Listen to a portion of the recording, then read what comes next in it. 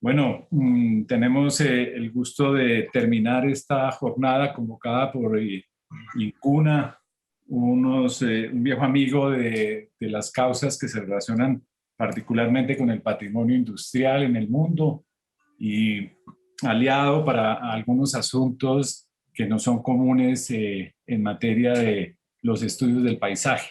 Y justamente esa es una extraordinaria posibilidad para que en la tarde, y repito, noche en España y en cualquier lugar del mundo donde nos estén viendo, podamos desde la fuente, es decir, desde Fabio Rincón, desde Adriana y desde Jorge Enrique, y hablo de fuente, conversar con ustedes, con todas y todos, sobre un asunto bastante interesante que es el paisaje cultural cafetero en Colombia.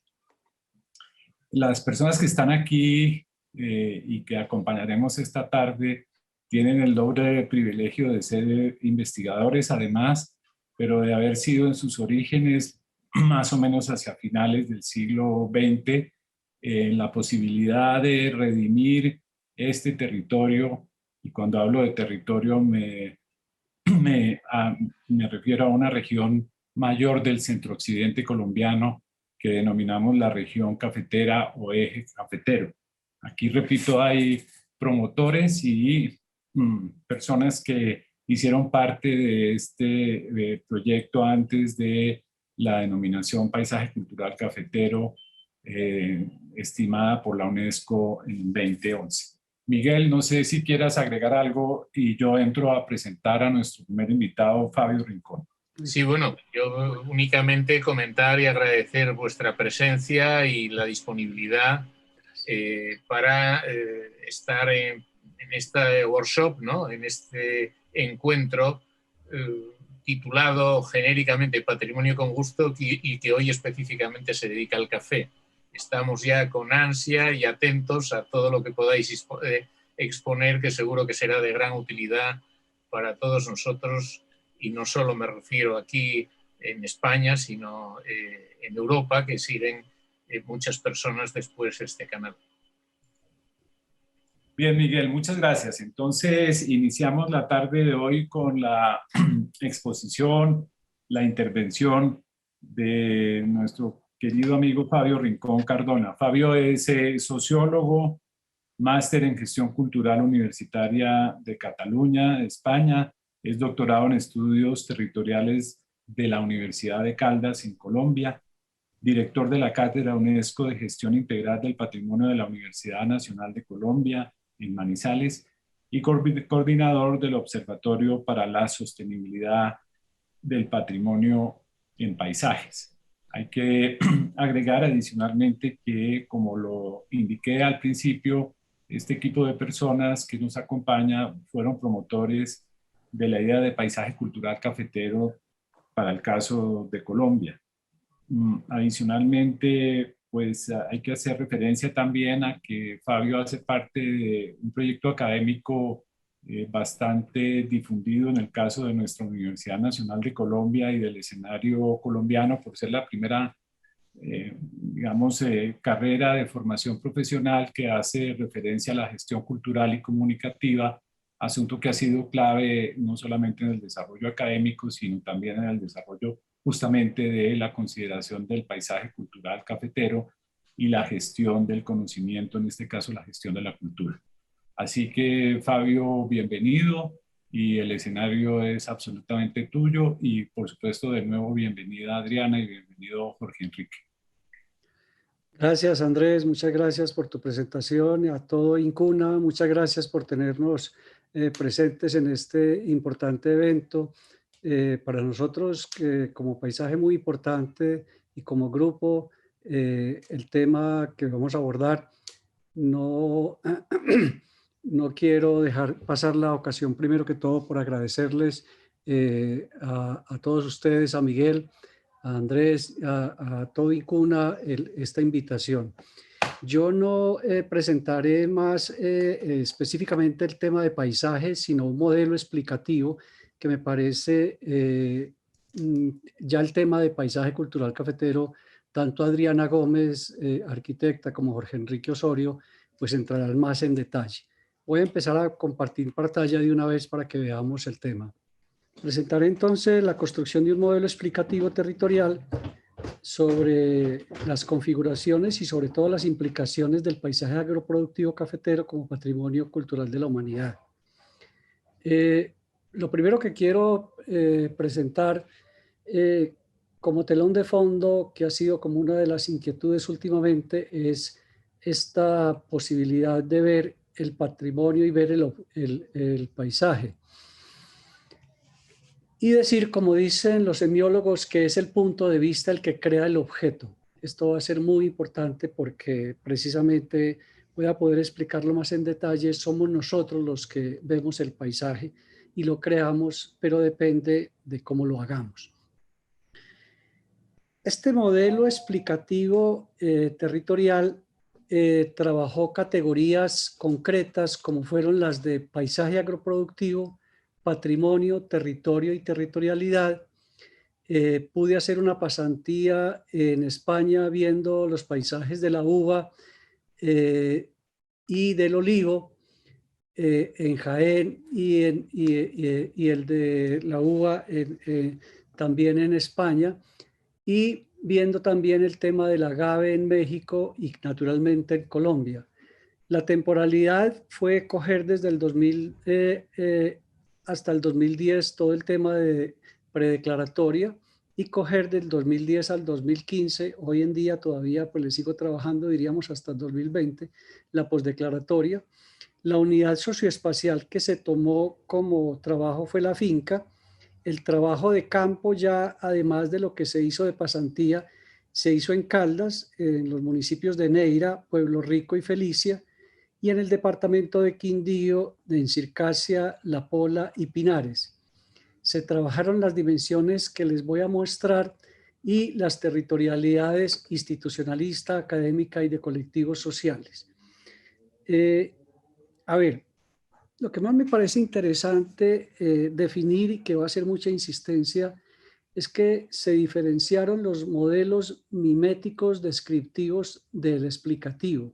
Es decir, estoy tratando de superar la descripción del paisaje que capta semejanzas exteriores, como dice el esquema, sino pasar a un modelo explicativo que forma más bien y trabaja más bien razonamientos fundados en las relaciones.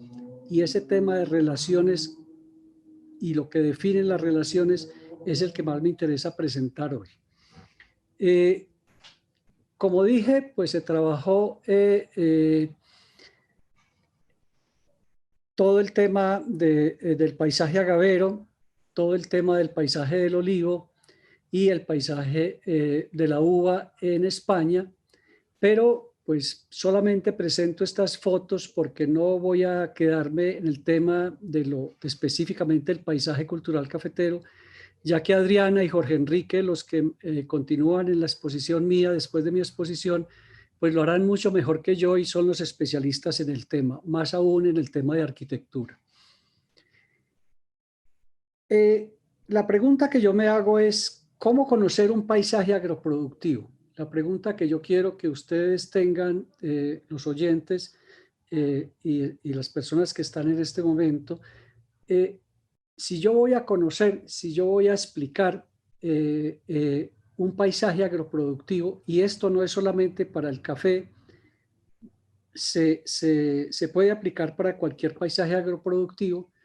Lo que yo propuse, copiando de algunos modelos de explicativos territoriales de España, de Argentina y de Chile, es las dimensiones ecosistémica, la dimensión sociológica, la dimensión socioeconómica, lo que podríamos llamar dimensión sociocultural y la dimensión sociopolítica.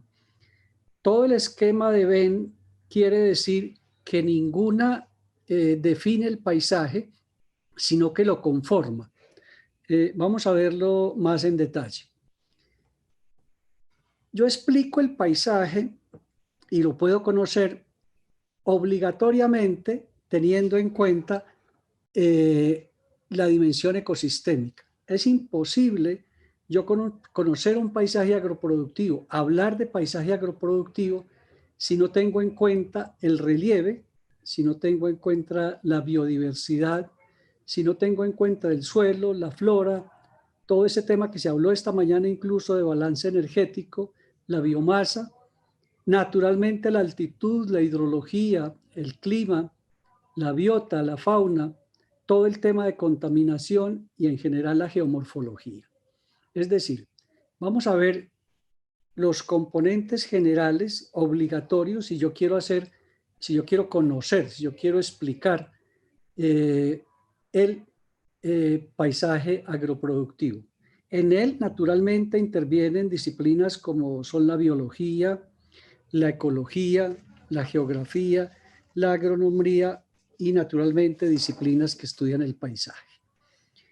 Esto desde ya nos está planteando todo el tema final al que vamos a llegar y es la importancia de mirar el paisaje agroproductivo desde diferentes disciplinas, desde diferentes miradas, desde diferentes dimensiones. En este caso, la segunda que yo propongo es la dimensión sociohistórica, que tiene que ver de cómo nació este territorio, de dónde salió este territorio, cuáles son esos hitos históricos. Y tuve la experiencia, tanto en España como en los otros estudios concretos que hice en Colombia, de que cuando tú vas a un paisaje agroproductivo, lo primero que te cuenta una persona es: esto nació así. Fueron los trenes, fueron tal época. Son esos hitos históricos, son esos asentamientos, son esos poblamientos y son esos actores y organizaciones junto con procesos históricos los que me hacen obligatorio conocerlos para yo poder saber de qué estoy hablando, de saber qué es lo que veo. Algún geógrafo decía: quiero saber lo que veo, veo mejor lo que sé, entre más veo, más sé. Es decir, es que no por estar al frente nuestro, nosotros conocemos este hito histórico. Me lo tendrían que explicar, lo tengo que buscar, lo tengo que conocer. En esta dimensión, naturalmente, entran los historiadores, los geógrafos, que hoy en día ya la geografía social y la nueva geografía incluye no solamente la parte geográfica acostumbrada, los antropólogos, sociólogos o disciplinas del paisaje. Una tercera dimensión obligatoria, lo que yo propongo y lo que yo digo es que no es que yo quiera, no es que deba, es que si quiero describir, es que si quiero explicar un paisaje agroproductivo, yo no puedo ignorar ninguna de estas dimensiones. En el caso de la dimensión económica, ¿cuál es la economía de ese producto, de ese paisaje agroproductivo? ¿Cómo está la propiedad de la tierra? Esa organización productiva, ¿cuál es? Ese sistema de producción, ¿qué lo compone? ¿Cómo está el uso de la tierra en ese caso en la dimensión económica? ¿Cuáles son las redes de transporte que hay en ese territorio? En general, ¿cuál es el mercado que tiene ese paisaje agroproductivo? Repito, cualquiera que él sea: paisaje del arroz, paisaje de la caña, paisaje del café, paisaje de la uva, paisaje del agave, paisaje del olivo.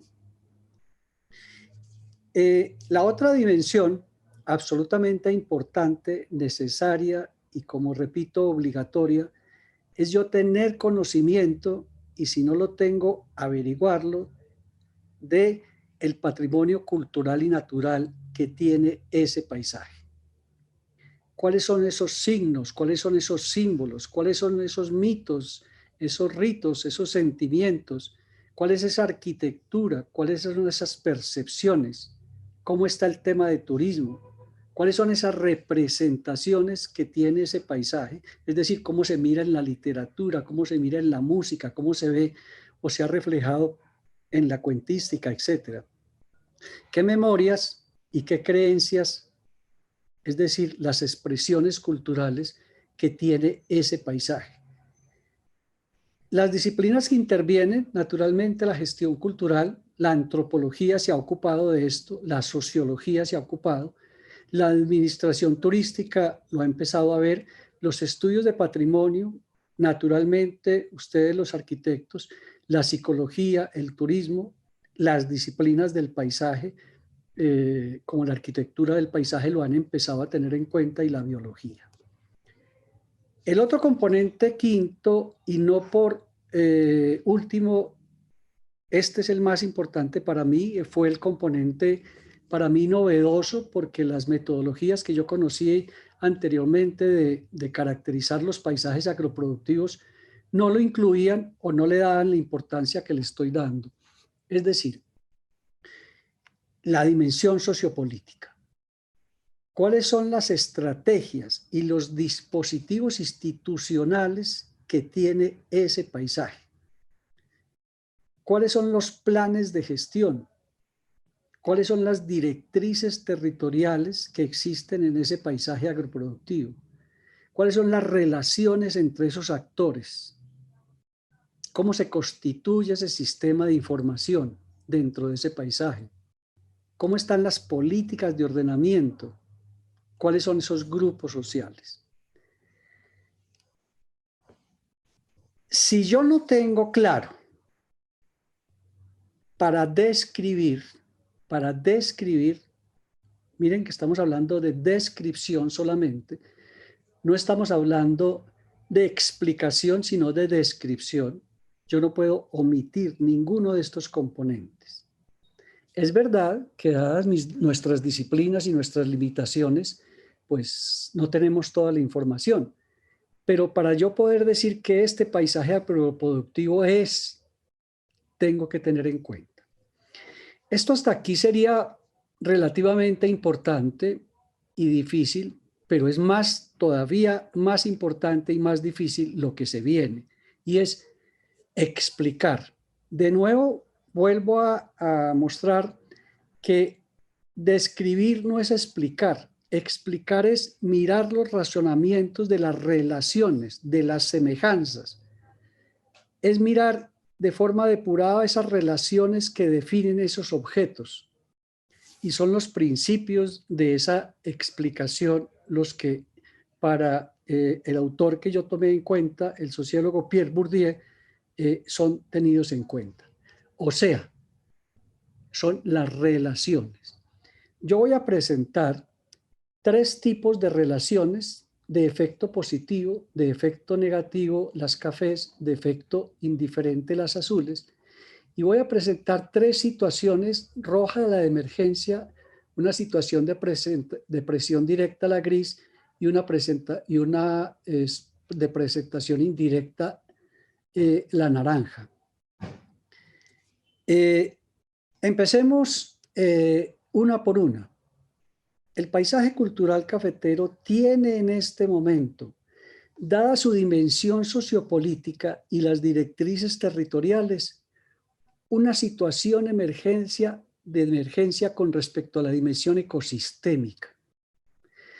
Estamos sembrando más aguacate, estamos sembrando más cítricos y no hay directrices territoriales, y hay personas que están exponiendo que en 15 años no va a haber paisaje cultural cafetero porque el café se está acabando. En los 2 municipios que yo estudié, que son Neira, un municipio más joven, y, Neira, un municipio más viejo, absolutamente dedicado al café, pero Circasia, un municipio más nuevo, dejando el café. Casi todo Quindío está dejando el café. Entonces tenemos una situación de emergencia generada por las dimensiones políticas, pero también tenemos unas situaciones de emergencia generadas por la dimensión ecosistémica. Y tenemos unas situaciones de emergencia generadas precisamente por la dimensión socioeconómica. Cuando yo prefiero sembrar aguacate a café, yo lo que tengo en la cabeza es un modelo económico una economía del producto, un uso de la propiedad de la tierra, un sistema de producción que naturalmente está impactando toda la dimensión sociopolítica. Cuando yo estoy mirando el impacto que tiene en la dimensión sociocultural, precisamente vamos a encontrar que no vamos a tener, si no se hacen los registros necesarios de esos archivos, y no se hacen los archivos y los registros necesarios de lo que está pasando con el paisaje cultural cafetero.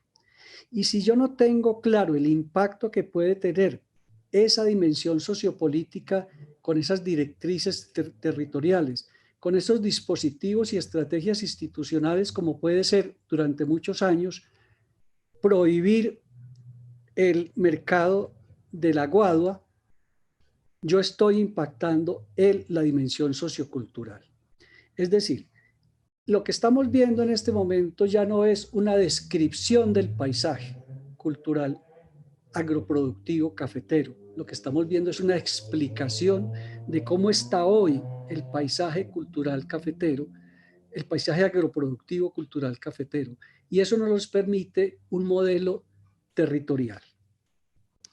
En segundo nivel, tenemos una presión directa desde, naturalmente, la dimensión sociopolítica a la geomorfología, porque cambia la geomorfología con esas directrices que tenemos actualmente.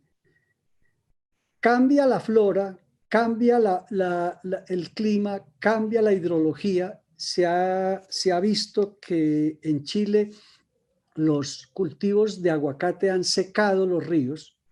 O sea, hay una presión directa de la dimensión sociopolítica sobre la dimensión ecosistémica, pero también hay una presión directa de la presión sociocultural sobre estas directrices territoriales que le está pidiendo que tenga en cuenta esa historia.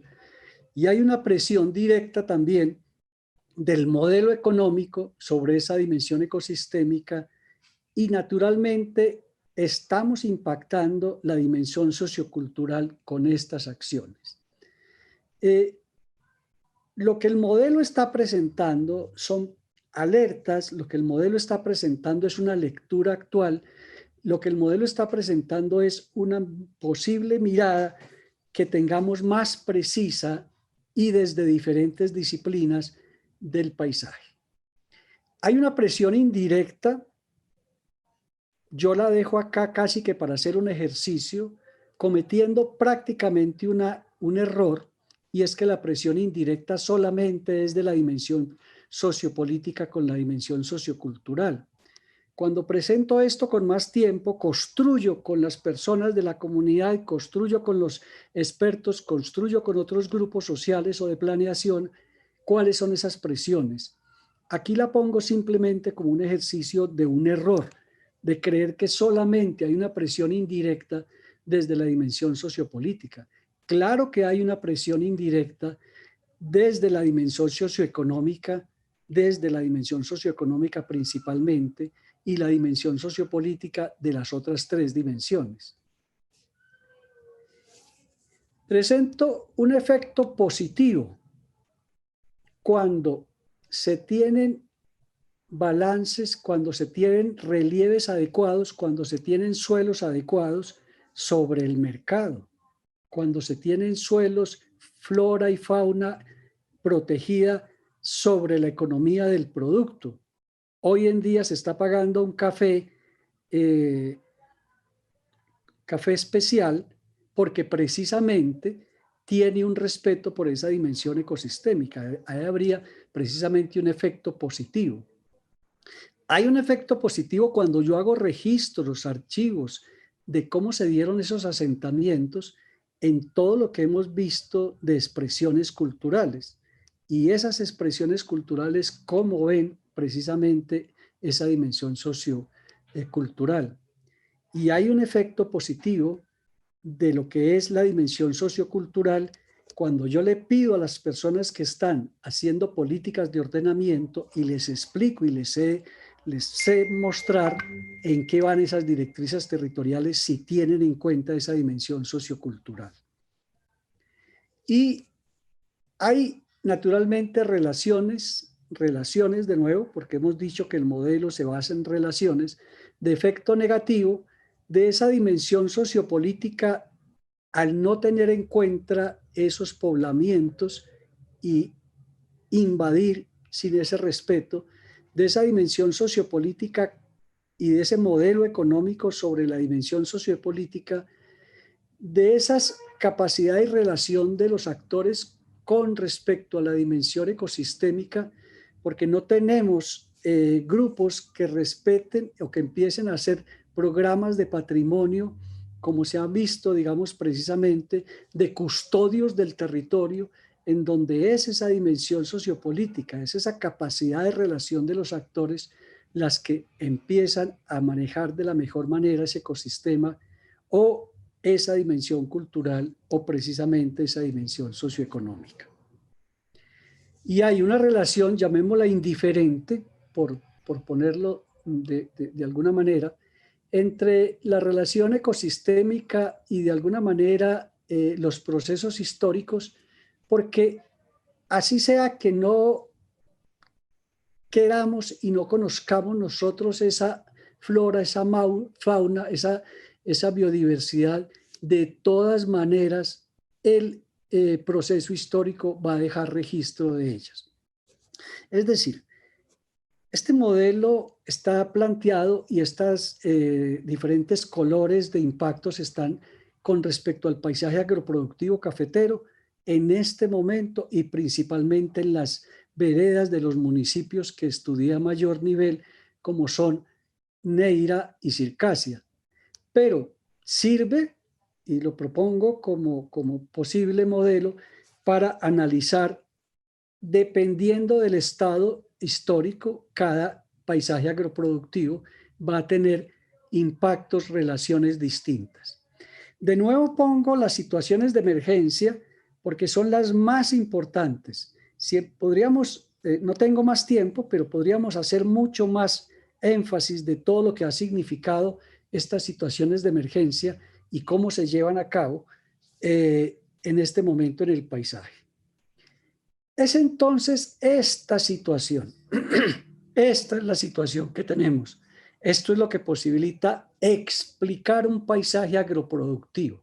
Esto es lo que nos permite ver, independientemente de que tengamos la profesión que tengamos, la intención que tengamos, cómo están entrando los demás componentes. Esta persona que se llama George Bertrand, geógrafo de más de 80 años, que pasó más de 5 años siempre en la administración pública y después se regresa a la universidad a tener avances teóricos y después regresa a la administración pública, siempre quiso tener un tiempo en la academia y un tiempo en la administración. Dice, de hecho, el paisaje es un nudo gordiano, pero no hay que cortarlo. ¿Cuándo lo corto? Cuando lo miro como arquitectura, cuando lo miro como agronomía, cuando lo miro desde la sociología, cuando lo miro desde una sola disciplina. Esa es la propuesta y ese es el mensaje de mi exposición, es decir, cumplir el mito de esa unidad geográfica en donde haya una orquesta y que se pueda decir, como decía Ricardo Gómez Campuzano, el paisaje es una orquesta en que todo se ha de tocar al tiempo, todo se ha de tocar al tiempo bajo una misma batuta, que es la gestión integral, para lograr la vibración del aire. Finalmente, creo que los aportes del modelo sirven para políticas territoriales, para políticas patrimoniales, para políticas ambientales, de paisaje y sobre todo políticas de turismo. Pero tiene una importancia transdisciplinar, interinstitucional y de trabajo colectivo. Amigos, viajemos por llegar, no por ir. Muchas gracias.